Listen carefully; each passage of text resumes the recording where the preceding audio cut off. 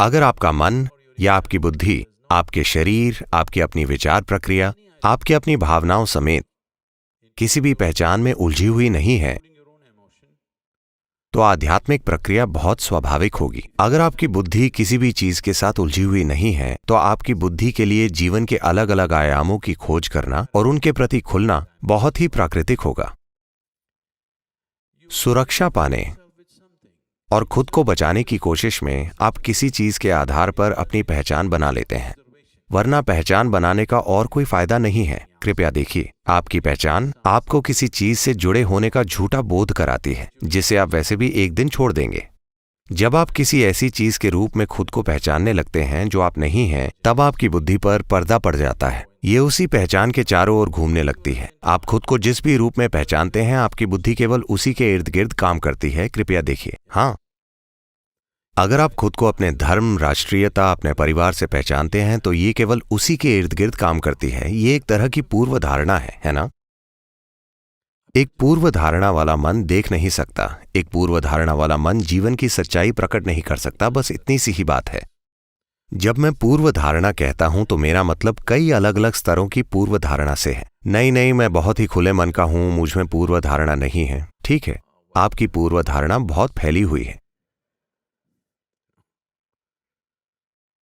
आपका मन अपनी एक पहचान बनाकर काम कर रहा है। जब कोई पहचान बन जाए, तो यह पूर्व धारणा है। एक दिन एक आदमी मर गया और वो स्वर्ग गया।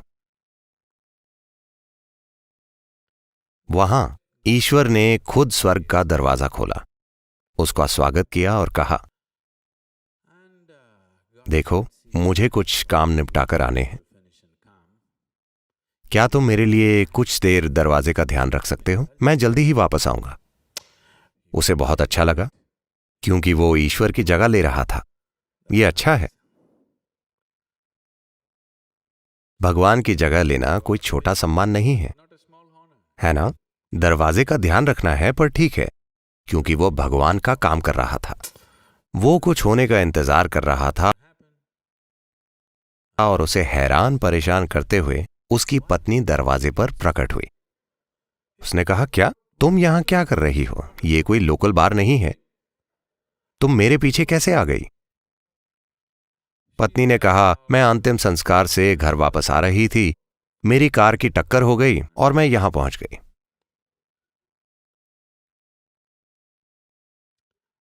जब वो दाखिल हुआ था, तो ईश्वर ने उसके सामने एक परीक्षा रखी थी। जब वो दरवाजे पर आया था, तब ईश्वर ने उससे पूछा था, देखो मेरे बेटे, तुम यहां आए अच्छी बात है, पर अगर तुम स्वर्ग में प्रवेश चाहते हो, तो तुम्हें एक शब्द बोलना होगा। तो उसने सोचा, हे भगवान, क्या ये बूढ़ा आदमी स्कूल टीचर है? ये स्पेलिंग के लिए कह रहा है। क्या यहां भी कमबख्त स्पेलिंग टेस्ट होते हैं? ईश्वर ने कहा, चिंता मत करो, ये एक सरल शब्द है। क्या शब्द है प्रभु? ईश्वर ने कहा, तुम्हें लव शब्द की स्पेलिंग बतानी है। फिर उसने सोचा,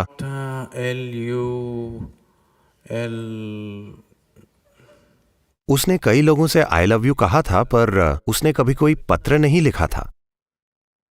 इसलिए उसने सोचा, LULVLOLOVE। ईश्वर ने कहा, तुम पास हुए, आओ। उसने कहा, ठीक है, मैं अंदर पहुंच गया।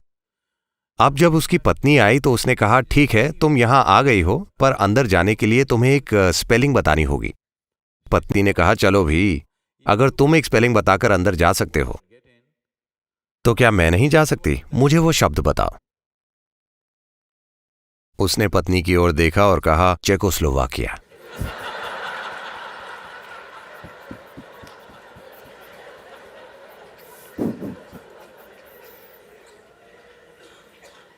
मन पूर्व धारणाओं से भरा हुआ है। ये इससे तय होता है कि आप खुद को किस रूप में पहचानते हैं। आप जिस भी रूप में खुद को पहचानते हैं, आपका मन उसी के चारों ओर घूमता है। इस समय आप खुद को ऐसी कई चीजों के रूप में पहचानते हैं जो आप नहीं हैं। मिसाल के लिए, मैं अभी बोल रहा हूं, और बोलते हुए अचानक अगर मैं ये ग्लास उठाकर कहूं ये मेरा ग्लास है, तो आप सोचेंगे लगता है सद्गुरु को कोई परेशानी है। लेकिन ठीक है, सभी कहते हैं सद्गुरु बुद्धिमान हैं, चलो सुनते हैं। थोड़ी देर बाद मैं कहूं ये मैं हूं, तो आप कहेंगे चलो अब बहुत हो गया।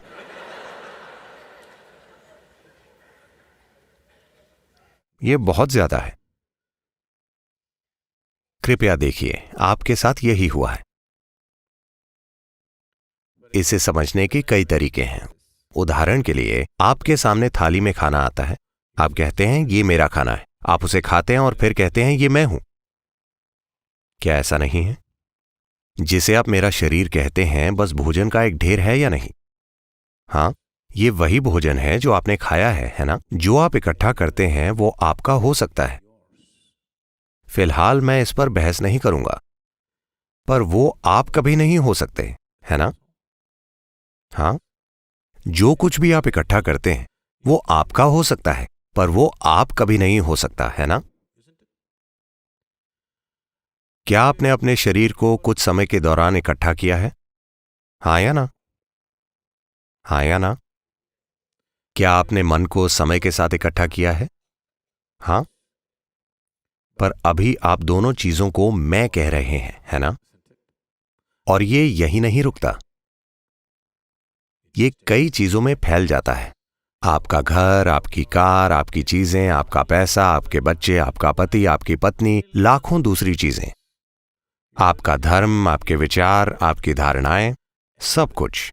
आप ऐसी बहुत सारी चीजों के रूप में खुद को पहचानते हैं जो आप नहीं हैं। जब आप इस तरह के हो जाते हैं तो आपकी बुद्धि पर पर्दा पड़ जाता है। ये एक कमजोर बुद्धि है, उसने अपनी पैठ खो दी है। It simply repeats old nonsense.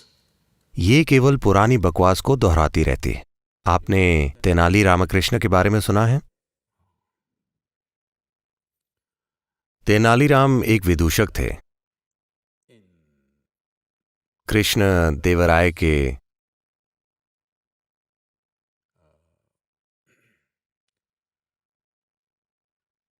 दरबार में अकबर बीरबल के साथ भी ऐसी ही चीजें हुई, पर हम दक्षिण भारतीय कहानी पर ध्यान देंगे। जब कृष्णदेवराय छोटे बच्चे थे, तब कुछ राजनीतिक कारणों से उनकी मां को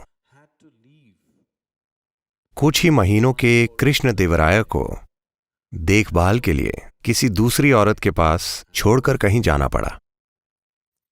18 महीनों से ज्यादा समय तक वो बच्चा मां से अलग रहा,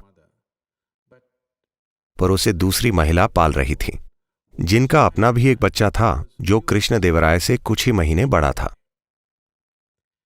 तो इस स्त्री ने कृष्णदेवराय को अपने बच्चे की तरह पाला। उन्होंने कृष्णदेवराय को अपना दूध पिलाया और वे बड़े हुए। बाद में उसकी मां ने वापस आकर कृष्णदेवराय को वापस ले लिया और उसके बाद वे एक महान शासक बने। तो वो बच्चा जो उस दूसरी स्त्री का बच्चा था, कृष्णदेवराय ने उसे हमेशा अपने भाई की तरह माना, एक बड़ा भाई। क्योंकि हमने एक ही मां का दूध पिया है इसलिए हम भाई हैं, वे ऐसा मानते थे। तो आभार प्रकट करने के लिए उन्होंने उस लड़के को कुछ गांव दे दिए और कहा आप अपना राज्य बनाओ। इस देहाती को कुछ चीजें मिल गईं और कुछ ही सालों में उसने सब कुछ गंवा दिया और फिर से उसी स्थिति में पहुंच गया। कृष्णदेवराय एक बहुत बड़े सम्राट बने। फिर एक दिन ये आदमी जो तब 30 साल से ज्यादा की उम्र का था, उसने सोचा मेरा छोटा भाई बहुत बड़ा सम्राट हो गया है और मेरे पास कुछ नहीं है, मैं वहां जाता हूं और देखता हूं मुझे क्या मिल सकता है। और वो चला गया। कृष्णदेवराय ने उसका वैसा ही स्वागत किया जिस तरह कोई बड़े भाई का स्वागत करता है। उन्होंने उसे सभी तरह के सम्मान दिए, सारी आवभगत की और दरबार में एक स्थान दिया। वो ये सब देखता रहा। कृष्णदेवराय के दरबार में बहुत शानदार प्रतिभाओं का जमावड़ा था। उसने ये सब देखा। हर तरह की बहस हो रही थी, संगीत कार्यक्रम हो रहे थे हर रोज। वो अचंभित हुआ और सबसे बढ़कर तेनालीराम एक बहुत ही बुद्धिमान सहायक था। फिर उसने कृष्णदेवराय से अपना दुखड़ा रोया।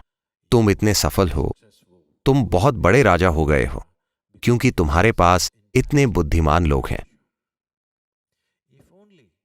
काश मेरे पास भी ऐसे ही लोग होते तो मैं भी बहुत बड़ा राजा होता। खास तौर से ये तेनालीराम, अगर मेरे पास ऐसा कोई होता तो मैं भी एक बहुत महान शासक होता। तो कृष्णदेवराय को यह सुनकर बुरा लगा और उन्होंने पूछा, मैं आपके लिए क्या कर सकता हूं मेरे भाई? उसने कहा, अगर तुम इस तेनालीराम को मुझे दे दो तो मैं जाकर अपना महान साम्राज्य बनाऊंगा। तो कृष्णदेवराय ने तुरंत तेनालीराम को बुलाया और आदेश दिया, आपको मेरे भाई के साथ जाना होगा, उन्हें आपकी जरूरत है। तो तेनालीराम ने कहा, ओ आपके बड़े भाई को मेरी जरूरत है, मैं उनके साथ अपने बड़े भाई को भेज सकता हूं। कृष्णदेवराय को यह विचार अच्छा लगा क्योंकि वे तेनालीराम को खोना नहीं चाहते थे, पर साथ ही उनका बड़ा भाई भी उसे मांग रहा था। उन्हें समझ में नहीं आया कि क्या करें। ओह, वाकई आपका बड़ा भाई है, मुझे नहीं पता था। हाँ, मेरा एक बड़ा भाई है, मेरे बड़े भाई को आपके बड़े भाई के साथ भेज देते हैं। तो उन्होंने जाकर उस व्यक्ति से पूछा, तेनालीराम का बड़ा भाई आपके साथ जाने के लिए तैयार है, क्या यह ठीक है? तो उस मूर्ख ने सोचा, अगर तेनालीराम इतना बुद्धिमान है तो उसका बड़ा भाई। उसने कहा, ठीक है। अगले दिन उसे जाना था और एक बड़ी विदाई आयोजित की गई। फिर दरबार की भरी सभा में सभी इकट्ठा हुए और तेनालीराम एक बैल के साथ दाखिल हुए।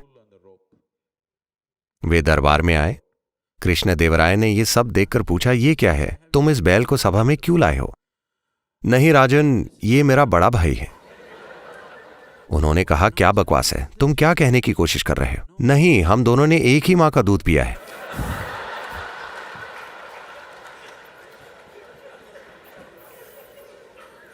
जब आप ऐसी चीज के रूप में खुद को पहचानने लगते हैं जो आप नहीं हैं, तब आपकी बुद्धि किसी काम की नहीं होती, ये बस दोहराती रहती है। So this repetitive intelligence is what we are referring to as karma. तो इस दोहराने वाली बुद्धि को ही हम कर्म कहते हैं। जब हम किसी को पहले से तय ढर्रों से गुजरते देखते हैं, चाहे वे कितनी भी अच्छी परिस्थितियों में हों। आज सुबह सूरज बहुत अच्छी तरह से ऊपर आया पर कोई दुखी है। फूल खिल रहे हैं, मौसम अच्छा है, सब कुछ शानदार है, पर कोई दुखी है। तब हम कहते हैं, अरे ये उसका कर्म है। हम ये क्यों कह रहे हैं? ये उसकी अपनी करनी है, क्योंकि उसने ऐसे पैटर्न बनाए हैं जो खुद को दोहराते हैं। वो सूर्योदय का आनंद लेने में सक्षम नहीं है, वो सुंदर मंद हवा का आनंद लेने में सक्षम नहीं है, वो फूलों की सुगंध लेने में सक्षम नहीं है। उसके कर्म चल रहे हैं, उसके सिर में जो चल रहा है वो उस पर राज कर रहा है। ये कर्म है। कर्म का अर्थ है करनी, आपकी करनी, या दूसरे शब्दों में जीवन का आपका अनुभव 100% आपकी करनी है। ये किसी दूसरे की करनी नहीं है।